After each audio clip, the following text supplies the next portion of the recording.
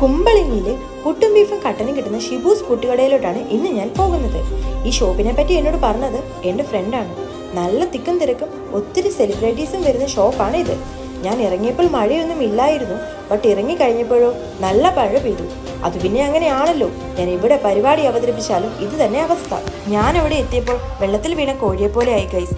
എങ്ങാനും സെലിബ്രിറ്റീസിനെ കണ്ടാലോ എന്നോർത്ത് പുട്ടിയൊക്കെ ഇട്ട് ഇറങ്ങിയതാ, എല്ലാം വെള്ളത്തിലായി. മഴയായതുകൊണ്ട് കുറച്ച് തിരക്ക് കുറവുണ്ടായിരുന്നു. നൈറ്റ് 8:30ക്കാണ് ഷോപ്പ് ഓപ്പൺ ആകുന്നത്.